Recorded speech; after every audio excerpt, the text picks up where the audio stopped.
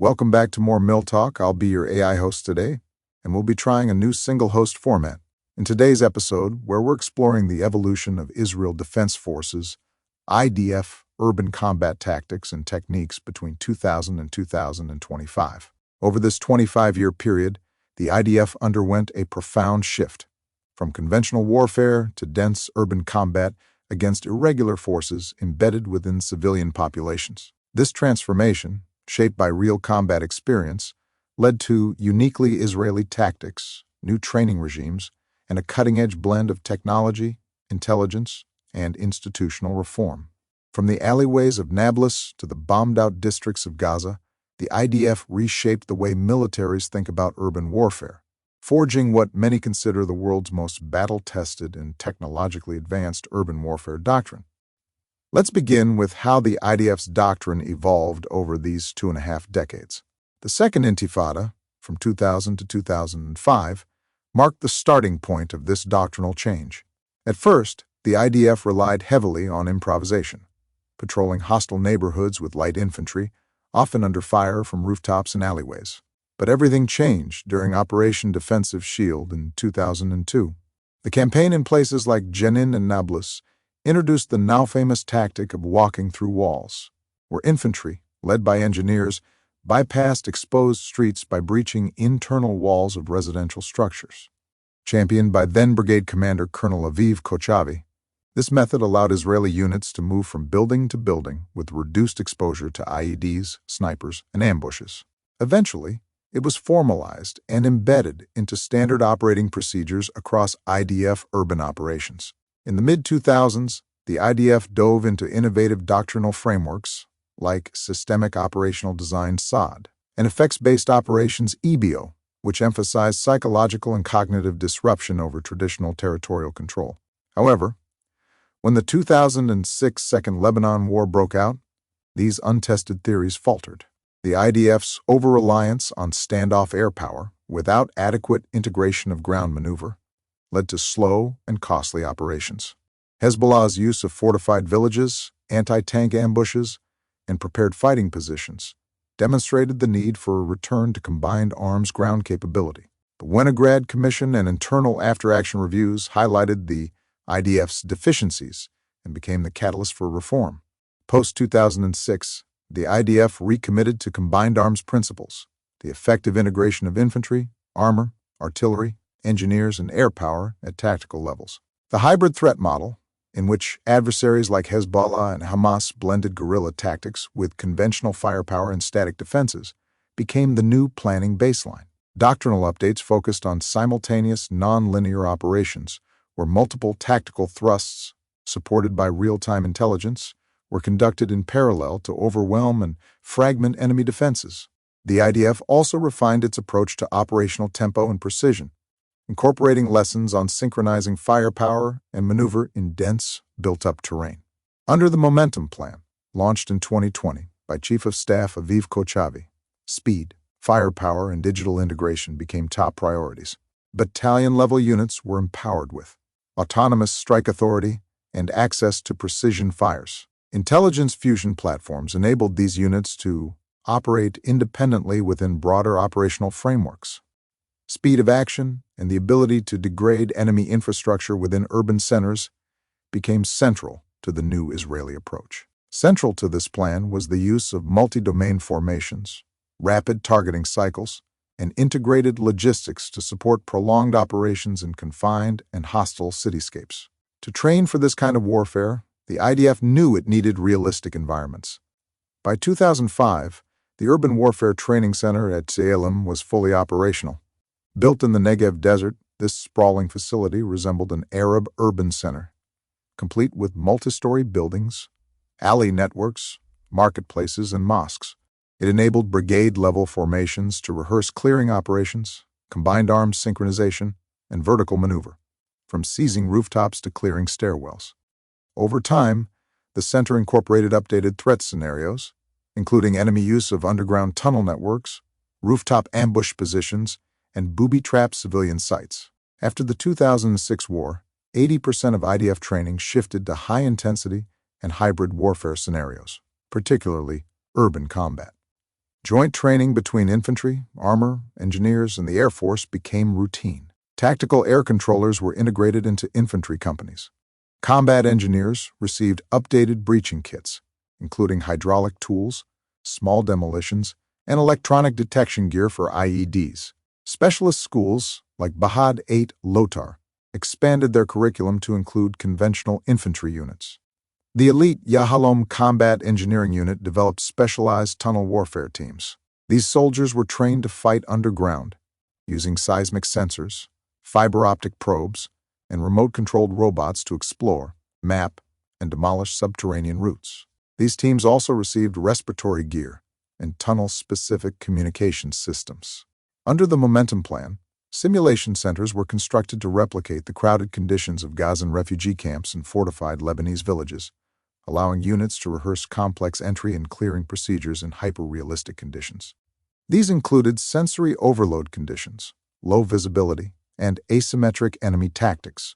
Let's explore the tactical innovations that resulted from these changes. Israeli urban warfare evolved into a uniquely integrated combat system, where small units operated with real-time ISR support, digital command links, and embedded support assets. Wall breaching, or mouse holing, became a defining maneuver. Explosives or hydraulic rams were used to create holes in shared walls, allowing soldiers to flow through structures unseen by enemy observers. In Jenin, this tactic saved lives. Enemy fighters, expecting movement through streets, were routinely flanked and overwhelmed as IDF infantry appeared from unexpected interior routes. The approach became so refined that entire squads could conduct synchronized internal breaches across multiple adjacent buildings, forming hidden axes of advance. The armored Caterpillar D9 bulldozer was another innovation that became iconic. Originally designed for civilian construction, the D9 was modified with heavy armor, remote control options, and operational integration. Deployed in Jenin, Gaza, and Shuja'iyya, the D9 cleared barricades, collapsed tunnels, and even acted as mobile cover for advancing troops. In 2014, bulldozers led the charge through mined alleyways, detonating IEDs ahead of infantry. More recently, remote-controlled variants have been used to demolish sniper nests and expose tunnel shafts without endangering operators. After 2014, tunnel warfare moved to the forefront. Hamas had created miles of reinforced tunnels, some emerging inside civilian homes, schools, and mosques. IDF engineers deployed ground-penetrating radar and employed tunnel entry teams with oxygen tanks, mapping tools, and drones. In the 2023 Gaza campaign, these subterranean battles occurred daily. Operations often began with UAV reconnaissance and seismic listening, followed by breaching from rooftops into concealed shafts. The IDF often paired tunnel entry with above-ground suppressive fires and deployed explosive charges after tunnels were cleared to render them unusable. The IDF also formalized a system to minimize civilian casualties during airstrikes, known as teach roof knocking. This tactic warned civilians inside a targeted building by dropping a small, non-lethal explosive on the roof, just moments before a real precision strike. This was paired with phone calls and leaflet drops. The entire strike process required layered approvals from legal, intelligence, and operational authorities. Munitions were often laser or GPS guided to minimize structural damage. In battles like Rafah and Gaza City, this system was tested under intense conditions, contributing to IDF claims of avoiding significant collateral damage despite fighting in densely populated zones. On the surveillance front, the IDF created a layered overwatch system. Platoon leaders carried quadcopters to scout nearby buildings. Higher-level ISR came from Hermes 450 and Heron UAVs. These drones delivered persistent ISR, providing real-time intelligence on sniper locations, tunnel openings, and enemy movement. Apache helicopters provided close air support, guided by drone feeds and forward air controllers. Additionally, the IDF used tethered surveillance balloons to provide constant aerial monitoring over operational sectors, and loitering munitions like the Harab drone acted as both reconnaissance and strike assets. One of the most significant innovations was the creation of micro-maneuver teams. These were autonomous strike formations composed of infantry, engineers, drone operators, and cyber intelligence analysts. They operated without higher command, clearing buildings, mapping tunnels, and coordinating precision fires with tablet-based command systems. Each team could operate independently in a city block, leveraging ISR assets, conducting digital target handoff, and responding to enemy contact with self-contained support elements. This model allowed for seamless multi-squad coordination in chaotic, multi-story environments. Fire control was also revolutionized. Ruggedized tablets linked to the Zayad battle network allowed troops to designate targets in real time. These coordinates were instantly shared with air and artillery assets. What used to take minutes or hours now happened in seconds. During the 2023 Gaza campaign, this allowed rapid suppression of enemy positions during high-tempo assaults. The IDF also developed a real-time data fusion toolset, integrating drone feeds, human spotters, and digital sensors into a unified targeting workflow available to platoon leaders. Before any major urban operation, IDF units created detailed three-dimensional maps of neighborhoods using drone imagery, satellite data, and human intelligence. These digital models were then used for mission rehearsals, allowing commanders to walk troops through simulated missions with high fidelity. These tools helped predict fallback routes, identify bottlenecks, and refine breach plans. Some units even conducted VR rehearsals using recent intelligence to preview enemy positions in real-time reconstructed environments. Tactically, Israeli forces no longer operated linearly. Merkava 4 tanks, with their trophy active protection systems, parked at intersections and acted as mobile strongpoints. Infantry advanced behind the tanks, often using the tanks and D9S as moving cover. Engineers breached walls and removed barricades in real time.